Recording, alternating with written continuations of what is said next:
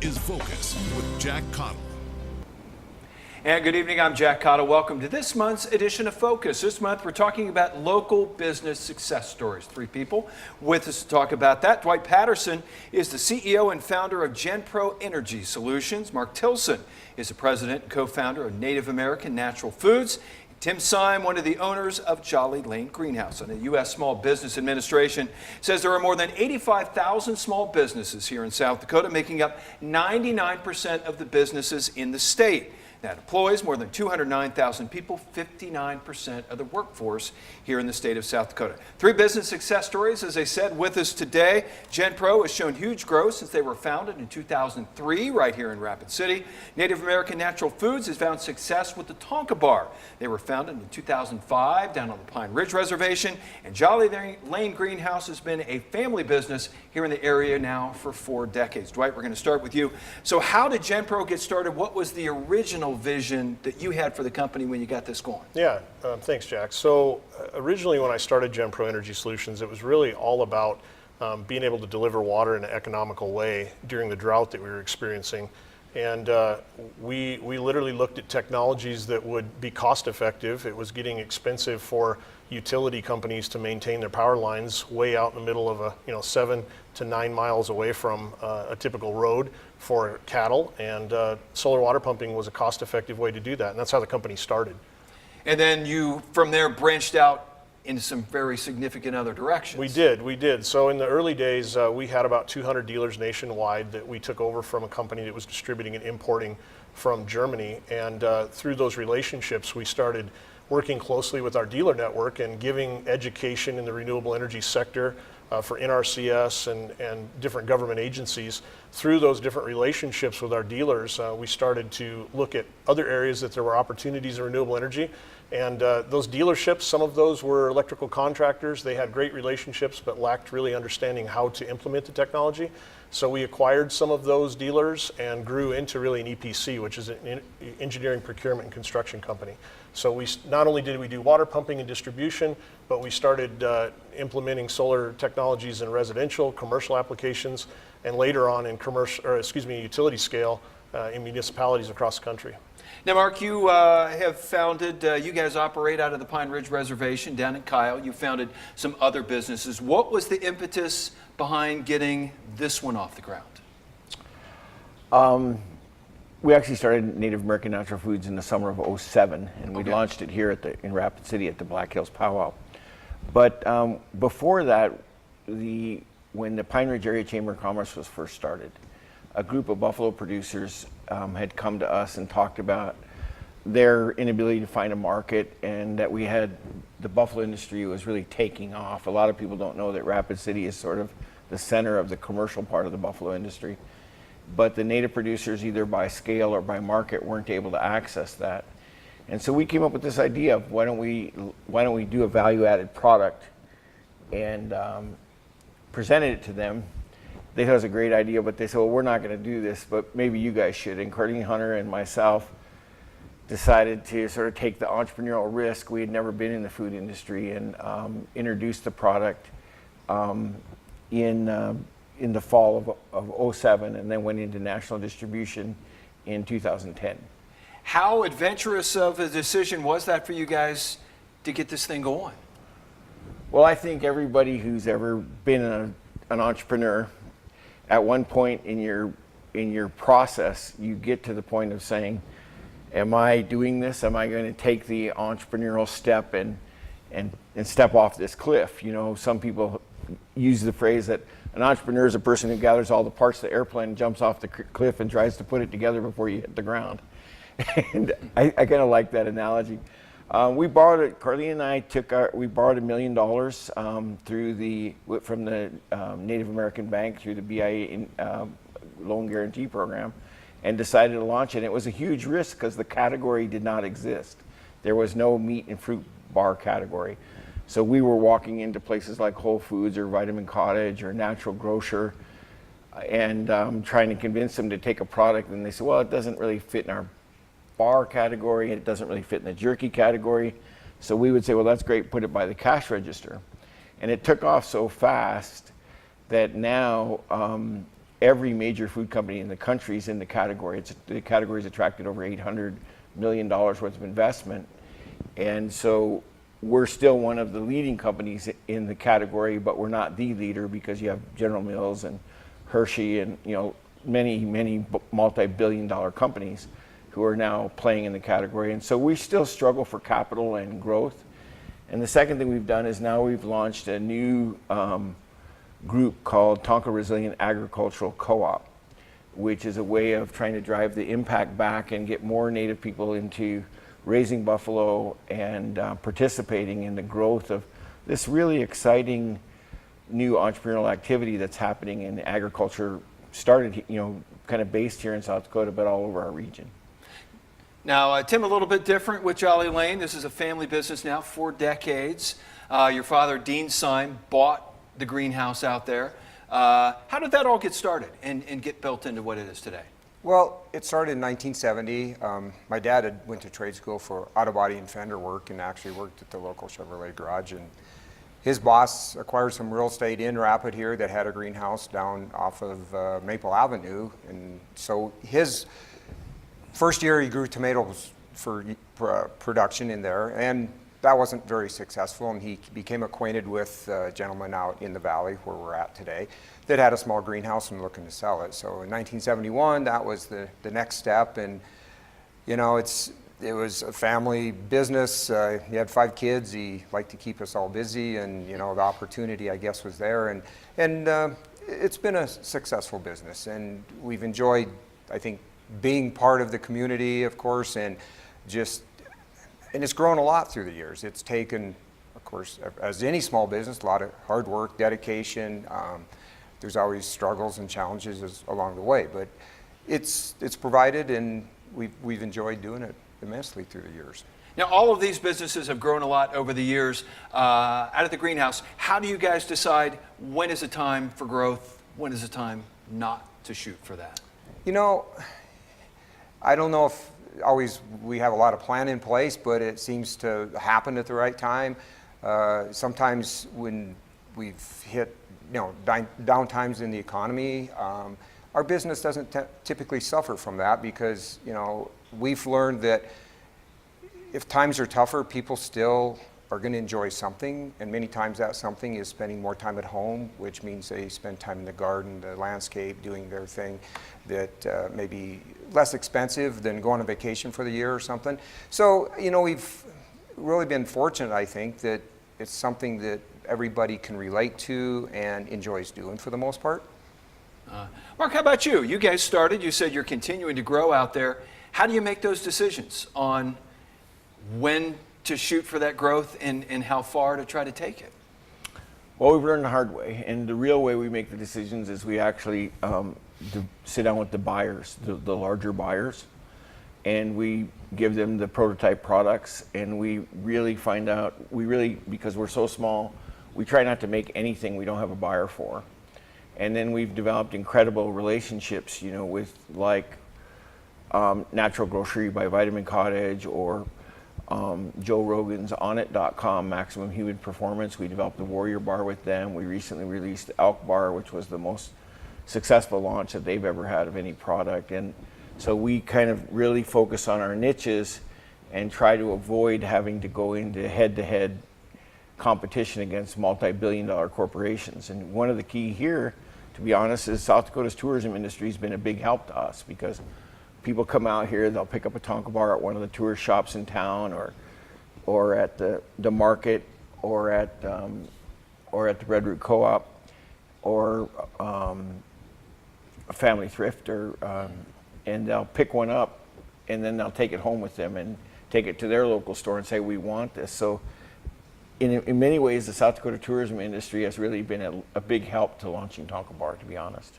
Now, Dwight, how about you? A lot of growth for GenPro. Yeah. You guys have diversified into other directions. Mm-hmm. How do you decide which direction to go and when it's time to make a move? Yeah, well, I think everybody wants to save money on their electric bill, right? And so having the opportunity to work around the country, it's really given us the opportunity to see what's coming. down the pike. You know, on the East Coast, West Coast, things happen a little quicker than they do here sometimes, especially in the energy market. So we're able to anticipate some of that growth as it's coming, and we make the investment before it gets here, and hopefully it pays off. But it's really all about finding good people and then investing in those people to expand the opportunity. So if you're not growing, you're dying. All right, we got to take a break. We'll continue our look at some local business success stories when we come back with this month's edition of Focus. And I'm Jack Caudill. Welcome back to this month's edition of Focus, talking about local business success stories. Mark Tilson is the president and co-founder of Native American Natural Foods, the maker of the Tonka Bar. Mark, what are some of the advantages of doing business in this area? Probably you're right in the people. You know, there's an incredible amount of really, really creative people, especially on the reservation. We find that there's a huge amount of young people who have a huge amount of creativity and have had very few opportunities to use that in business. So I think the land and the people are the advantage. I think that there are logistical disadvantages and economic disadvantages. It's an expensive place to ship in and out of and that sort of thing. But I think the land and the people are a big advantage, and that's growing. You know, one of the things that we're seeing in rural America is that our rural counties here in South Dakota that have Indian reservations on them are actually growing in population. So if we can increase opportunity there, we can stimulate a lot of economic growth, and that's going to require more investment and more business taking risks into those communities. So is that the big challenges? The shipping, the location, just where we are and capital. Here? And capital. Yeah, the South Dakota banks still have not come around to being comfortable lending on any of the reservations to the entrepreneurial sector. You know, we Lakota Fund and the other CDFIs on the reservation have been very successful in helping with startups and small business, but there's a gap in the entrepreneurial sector for growth that we need to overcome to stimulate more rural economic development. And there's a lot of people working on it, but it's a big challenge. Tim Syme, one of the co-owners of Jolly Lane Greenhouse here in Rapid City. Tim, you should look at what are some of the pluses of the business climate doing business here in this area?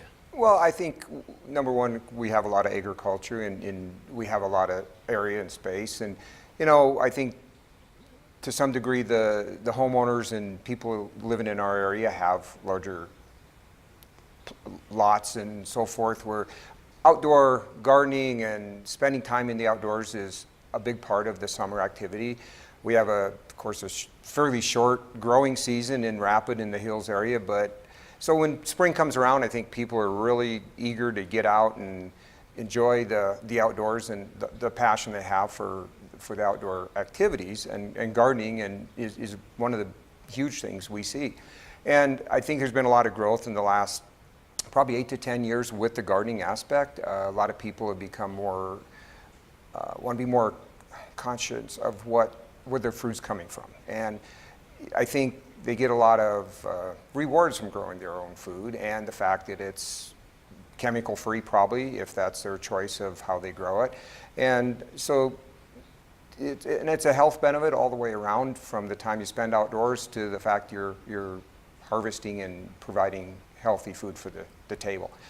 I just think that the younger generations have seemed to follow in the footsteps. I feel we see a lot of new first-time gardeners, and they're very excited to get a lot of advice and direction on how to be successful. And of course, as the business owner, you want those customers to be successful, or else they may be reluctant to try year number 2. And so we really focus on helping and directing them in the right way so that they are successful and expand on their gardening experience. What are some of the challenges you see in running a business out this way? You know, sometimes it can be challenging, just the logistics of sometimes bringing product in. I mean, from the freight aspect, it seems to be very expensive. When you bring trucks in, there's not a lot of loads out of the area, so we experience higher freight rates. You know, I think there's always challenges I feel that we're pretty fortunate that our type of business is done online, but it's somewhat minimal yet in the industry, and so shipping perishable product is not easily done. So we tend to have a product mix that people like to see and touch and pick out firsthand, and so, you know, as many businesses have experienced, the online shopping can be quite a blow to them in some cases. And fortunately, our product's what it is, that doesn't lend itself well to that type of sales. Now, Dwight Patterson is the CEO and founder of GenPro Energy Solutions. As you look at running a business out of this area, what's the good side to that? Yeah, you know, South Dakota is the package. We have a great tax structure for small businesses. We've got the Midwest work ethic that goes on. We do projects all over the globe, literally. And when we get a chance to put our guys head to head with folks on the East and West Coast, we're always pleasantly surprised at how quick and accurate that they get the job done. It's really the people. The people of South Dakota make up who we are, and our success story is because of the people that we have working at GenPro. And honestly, if we could find more qualified people in the state, we could continue to grow because the market continues to expand at an incredible rate. How about the challenges to running things out here? Logistics can be a challenge in South Dakota. Getting from point A to B can be difficult. I mean, we travel a lot by the nature of what we do, and so just getting from Rapid City to, say, New York is a little more challenging than if we were hubbed in Denver, for example, or a major city. That's usually the biggest challenge for us. What are some of the lessons you guys learned the hard way? Yeah, lessons growing learned this the hard thing? way. You know, trusting your gut instincts. Those are, listening to your gut. That's probably the number one thing I think any entrepreneur needs to take away from just doing business. It can be, you get a lot of input from a lot of different people. You seek a lot of information from a lot of different sources, and most of the time your gut's usually right. And I think that's part of just being an entrepreneur is taking the risk on your gut instincts. Mark, what are some of the lessons you learned the hard way, getting to where you are now? You know, I agree with you about your gut instincts, but I think one of the things is several of the consultants came to me early on and said, you better rethink this because of the massive amount of competition you're about to hit. And we were competing against other small meat companies. And so like when Crave got bought for $300 million or Epic got bought for $105 million, a company that was basically knocking our product off, I was shocked that these companies were trading at 8 and 10 times their earnings, and really, really surprised and unprepared, to be honest, for our follow-up on that. So that was probably the biggest lesson, which is how to prepare for competition. You know, so we had a couple rough years in there. And the other thing is to stay very, very focused on what works. The products that work. You know, we introduced a line of products called the Tonka Trail, which was kind of a mix of trail mix with jerky. And the buyers wanted it, but the consumers didn't see a need for it. And so it didn't work, and it hurt us. So, but that happens in the CPG world all the time. People introduce a product. It's just that when you're as small as ours, we need to get on base with every single hit. You know, we don't really get much. There's not much room to fall out there. You know, so it's a challenge. Tell me what some of the lessons you've learned out at Jolly Lane over the years. We've learned a lot of lessons. You know, I think what we've learned is it takes a lot of dedication, a lot of hard work by not only our family but our dedicated staff, and we've been real fortunate to have great employees. In our business, you sort of, you know, the economy, as I've said before, helps us through a lot of the slower times. But just, we've made bad decisions, but, you know, we've been pretty cautious in how big a jump we might take when we make new strides and limit your exposure to what that might be. And so I think it's just where you deal with perishable product, it's whether it be, you know, animals or plants, it's kind of 7 days a week. And so it just becomes a way of life in a sense, but yet keeping moving forward with the industry as times change and how the new millennials have kind of want their product. I mean, a lot of them will spend time in their yard, but they also want the product now, and sometimes it's not about the price point, it's just that's what they demand. And so changing with the generations as they come along is very important. All right, we've got to take another break. We'll continue our look at local business success stories when we come back with this month's edition of Focus. And welcome back. I'm Jack Caudill. We're wrapping up this month's edition of Focus, talking about local business success stories. Tim Syme is one of the owners, Jolly Lane Greenhouse. You guys have been around now for 4 decades. Where do you see the business going in the future from here? Well, we aren't real sure on that. We are sort of the second generation that's running it, and this is our 49th year that we've been in business. Unfortunately, I don't think there's a next generation, but my 2 brothers and I are still, heavily in it and will be for a number of years. But so that still remains to be seen. Hopefully, there's somebody out there that would like to jump in, and you try to maybe come up with some good employees who have potential interest and can become part of it at some point too. Mark Tilson, president and co-founder of Native American Natural Foods, the maker of the Tonka Bar. Mark, what's the future of your company? Where are you guys going from here? We're putting a lot of effort into launching the Tonka Resilient Agricultural Co-op and to add value to both buffalo and grass-fed. And as part of that, over the next 48 months, we'll be converting from a meat snack company to a full-blown added value meat company, selling branded meat products nationally, beyond just the snack line that we have 17 SKUs now. And so we're getting ready to double the size of the company in the next probably 3 to 4 years as this project takes off. Is it going to remain in Kyle through that? Oh yeah, Okay. we're going to actually increase because we'll be bringing in more and more producers that are on the reservation. So we'll be doing less packaging and a lot more involved with the agricultural community than we've been in the past, and going in that direction a lot more. We've also created a nonprofit called Tonka Fund, and we've been able to help remove some barriers for local producers, financial barriers and technical assistance barriers, and we hope to be able to do a lot more of that in the future. All right, Dwight Patterson, CEO and founder of GenPro Energy Solutions. Where does GenPro grow from here? We're going to keep our home offices in South Dakota, but we have expanded into Nebraska and have offices in Central City, and there are other markets that we're expanding into over the next couple of years. But we continue to grow at a rapid pace just because of the energy issues that people face every day. And we've got proven technologies to help people save and manage their energy that they consume every day. How much does that tech change day to day, week to week, month to month? Surprisingly, the technology doesn't change a lot. It's really implementation processes and how to finance those technologies. It's become incredibly cost effective, and renewable energies are now competitive with traditional energy technologies. So it's definitely growing.